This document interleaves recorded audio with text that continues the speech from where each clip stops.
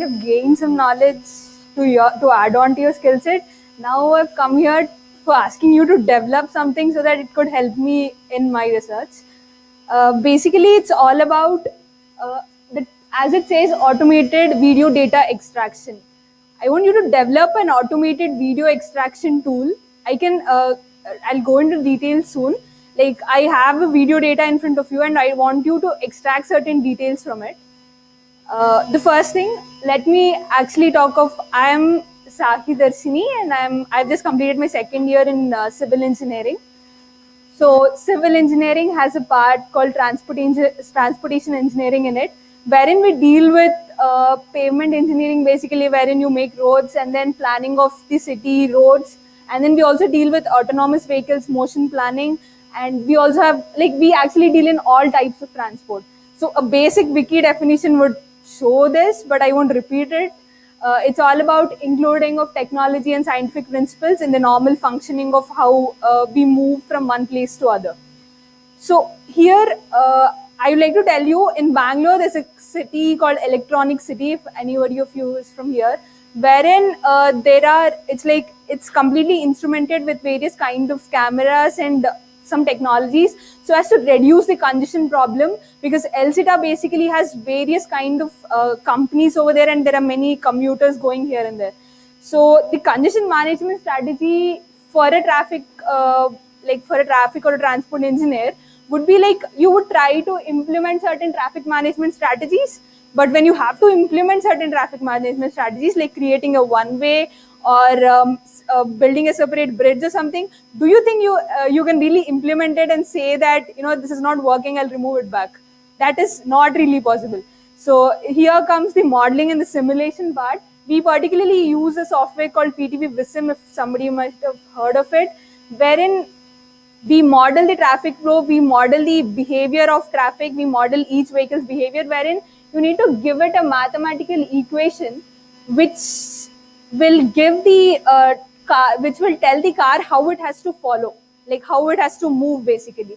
So if you can see what the equation says, it has acceleration values and the velocity values and the spacing values with respect to time. Here it is t, and that's t minus delta t. So this is not just for one time interval, you need to have it for certain time intervals and then calibrate these L and M values so that you actually match to the exact scenario of what the car or the actual traffic flow is following.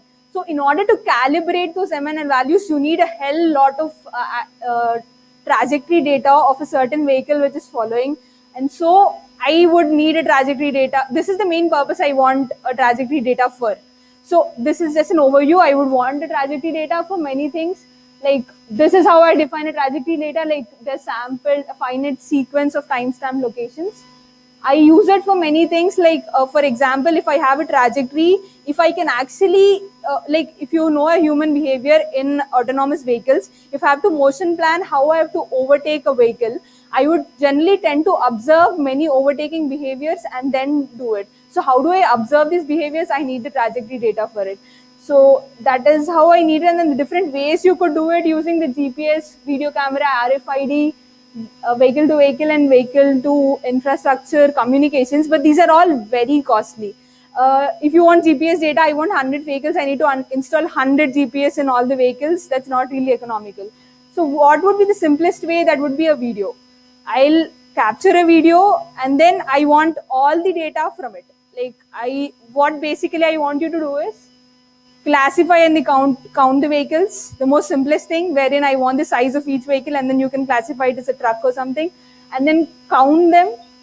I want you to infer the space-time data, which means it's a trajectory data, like how the space is varying with time.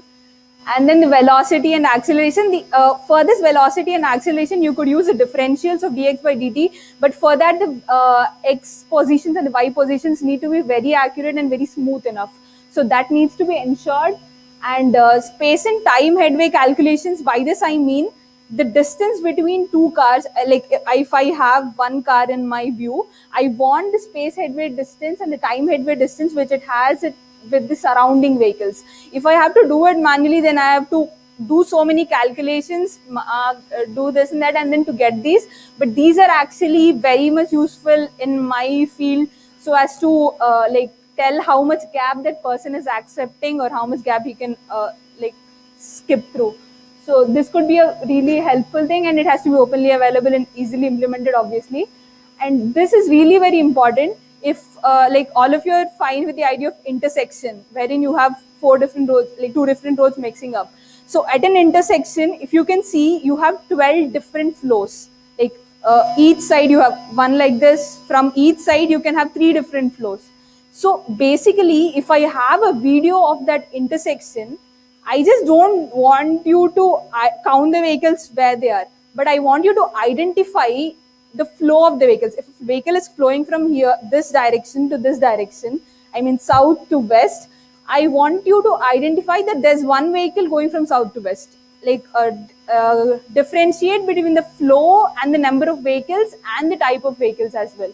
So that could actually help in the signalized like you might have seen the signal time of traffic lights. So all this volume counts are where we actually infer from and then find out the signal time of how much each time has to be. So this kind of counts would really be helpful. Actually, this LCTA project is under SysTerp here. It's an IISc itself, where now they have employed certain manual workers, interns.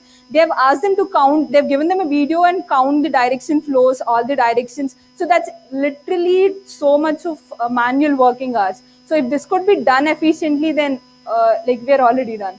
So I'm telling you, the trajectory data is so important, and we have previous many softwares.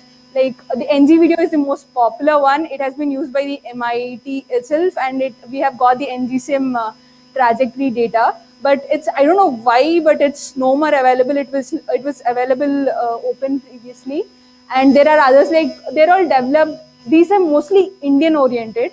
Like I'm not talking of the foreign countries. These softwares could be implemented in an Indian scenario, which means I'll come to it later why the others fail.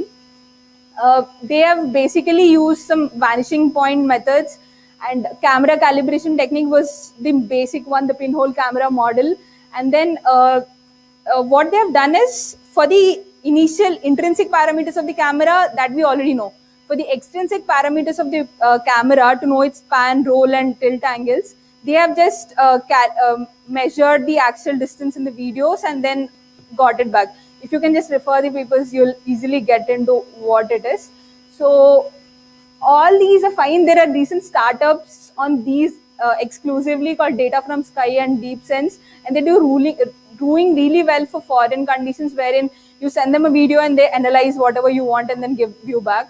So these could be a rough idea of what the ones are. The drawbacks would be, in India, we have a heterogeneous traffic, which means we have number of types of vehicles, and also no vehicle follows a lane discipline. So you actually can't give your algorithm that, this is the most highest probability of finding a vehicle this lane. So basically we don't follow lanes, so it becomes more and more tough for you to identify which vehicle it goes. And track width was very less. Like in Tracer, the which I showed, it just tracks 50 meters. It has been improved to 250 meters, but it would be really good if it's more, because more the length of the trajectory you get, the more better you can analyze it.